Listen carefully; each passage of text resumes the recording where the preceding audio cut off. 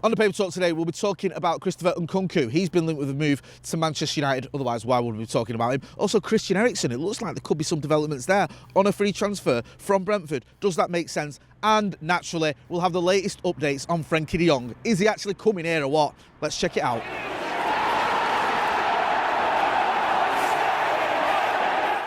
Jay here, Stretford, Paddock. This is the Paper Talk. As you can see, I'm outside Old Trafford and yes, thank you. The weather, it's spitting, get him in. I'm taking a bit of a gamble leaving me parking in the car. Anyway, let's get straight to it. Quite a few stories to get round. Obviously, a lot of them focusing on Frankie Young and his move to Manchester United, potentially. Whether that's happening, we'll get into that in a minute. We're also going to look at the latest update on Christian Eriksen as well. We've been linked with him over the weekend, so I'll get into that. But first of all, there was a story doing the rounds. This came from Andy Mitton, who's well respected, fantastic journalist, know him well. He's been on the channel a couple of times. He says that the interest in players like Jurrien Timber and Darwin Núñez is being driven by their agents. Says United admire those players, but a lot of the talk is being agent driven. So we'll have to wait and see what happens with that. I've always had the feeling, especially with Timber, that is a transfer that could happen. Núñez I'm not so sure about. With Timber, I just felt like it's one that maybe Manchester United could get over the line, but it seems like it might be the agents that are pushing that. So we'll have to keep our eye on that one. We'll give you any updates, as always. If there's any developments, any bids that are submitted, anything like that, any talks that sort of develop, as always, we'll always keep you in the loop. Another story doing the rounds, this time it's from the Daily Mail. This is Christopher Nkunku offers hope to Chelsea and Manchester United by admitting attention from top clubs is flattering, and he'll have to reflect well and make a decision on his next move with a World Cup spot in mind. Now, this is a kid from RB Leipzig, been absolutely banging him in. I think he scored 35 goals this season. So he definitely knows where the back of the net is. He's been linked with Manchester United. It seemed that Ralf Rangnick was an admirer of his. I think he'd been reported that he'd suggested him to the board as someone that Manchester United should be looking at. Obviously, goal scorers are always going to be sought after. He's one that's been linked with United, and it seems that he's up for a move, but we'll have to wait and see where that happens. With clubs like RB Leipzig, you can always get players from there.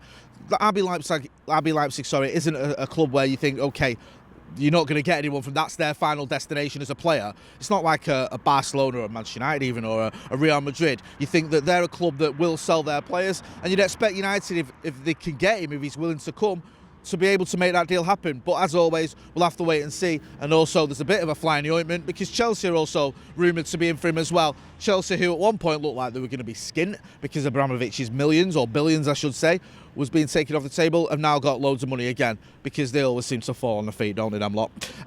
Fabrizio Romano has tweeted over the weekend saying that Erik ten Hag has Donny van der Beek in his plans for next season as things stand. As things stand, that's doing a lot of heavy lifting there, isn't it? Being told he's now expected to play a role in the Manchester United team is a bit of a, I don't know if cult hero is the right word with Donny van der Beek, but he has quite a lot of popularity among a section of Manchester United fans who see him as the answer to our problems. Joe on the channel always says that it's like Marshall FC moved over to Donny van der Beek and became Donny van der Beek FC. And I think that whilst you can see his quality, you know what he's about, for me the jury's still out. He went to Everton, he did okay. We spoke to Matt Jones from the Blue Room, who was raving about him, but did say he missed some games. And then he missed, in total, 8 out of the 15 Premier League games I think he was available for. So even someone as rubbish at maths as me can work out that that's the majority of the games he was there for, he missed. So we'll have to wait and see. But obviously, he knows Erik ten Hag. They worked together at Ajax. He was nominated for a Ballon d'Or whilst he was at Ajax working under Erik ten Hag. And he's the reason that we bought him at Manchester United was because of his form for Ajax, helped them obviously get into that Champions League semi-final and do the double domestically. So we'll see what happens with Donny van der Beek. Like I said, popular amongst a section of United fans. Obviously, he knows the manager knows him, and it looks like he could have a future, but he'll still have to prove it in a Manchester United shirt. He'll still have to show us what he's made of, because we've seen glimpses, we just need to see it consistently. You could argue he's not had a run of games. Now it looks like he's going to get him. There's another story here doing the rounds about Ruben Neves. Feels like it's 2020 all over again, doesn't it? Remember we stood here a couple of years ago to talk about Ruben Neves coming to Manchester United? Well, those stories are doing the rounds again. This is in the Mirror, and it says Neves is viewed as a midfield alternative to Frankie Young. It says here that United have put plans in place and identified backup candidate should a deal for De Jong fail to materialise. Wolves midfielder Ruben Neves has plenty of admirers within the United hierarchy. Yep, we've been linked with him for quite a while now, and it's no surprise that we're still being linked with him. Wolves, they are a bit of a selling club. Yes, they've got money. I think they've got Chinese billionaires bankrolling them. They've got ties as well to the super agent Jorge Mendes, but they sell players, whether it's Adama Traore, Diogo Jota, whoever. You can buy players from Wolves. So I wouldn't be surprised if Manchester United were looking at him. I wouldn't be surprised if that deal happened. There's even a slim possibility that you could get both. I know it's unlikely, but I wouldn't be shocked if United did see Neves and Frankie de Jong working together. Who knows? We'll keep you posted as always, though. Going on to Frankie de Jong, it says here, Ajax star Frankie de Jong has conceded he understands the relentless reports touting him with a switch to Old Trafford this season. Yeah, these are some quotes that I think these were from a few days ago, where he's more or less admitted, you know, he knows about the interest, and he's sort of, you know, he understands it, that sort of thing. With the Frankie de Jong thing now, the very latest reports that I've read are suggesting that United are getting a little bit impatient and we need a decision, because we don't want to be left in a situation where we were, what was it, 8 or 9 years ago, 9 years ago, wasn't it? Or no, was it a bit longer? Yeah, it was about 9 years ago, with Cesc Fabregas. You remember, we were chasing him all summer, didn't happen, and then I think we bought Marouane Fellaini on deadline day, and then we bought Juan Mata a bit further down the line in January. I mean, not similar players at all, but you don't want to have another scenario where you're chasing someone who doesn't want to come to Manchester United, and then you have to look for alternatives, like maybe Ruben Neves, and then those alternatives, the sort of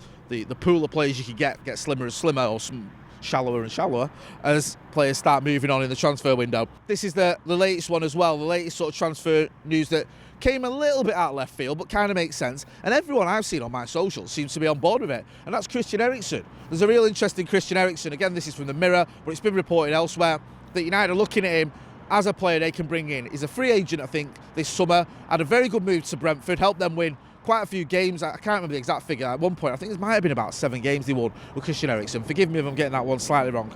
Scored a goal, got a few assists, did well in his cameo era at Manchester United, Old Trafford, sorry. So it looks like there's a real interest in him, and it kind of makes sense if you're going to get him on a free. Seasoned Premier League international player as well. There is a question mark. I think he's got that sort of, is it pacemaker fitted? Some people may look at that and go, after what happened to him in the Euros, where he obviously collapsed and it looked like he would never play football again. But if you look at the performances he's put in for Brentford, he's played very well, very good on a dead ball, all that experience. You know what the dance is with Christian Eriksen. You don't need me to explain it.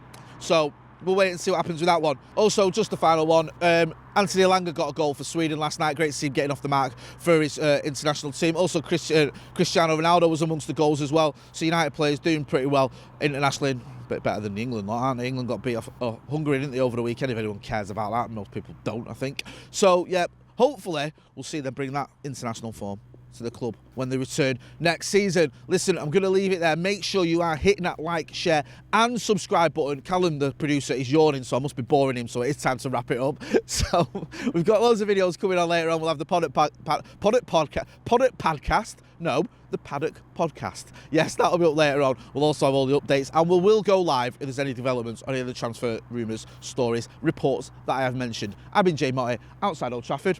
Thanks for watching.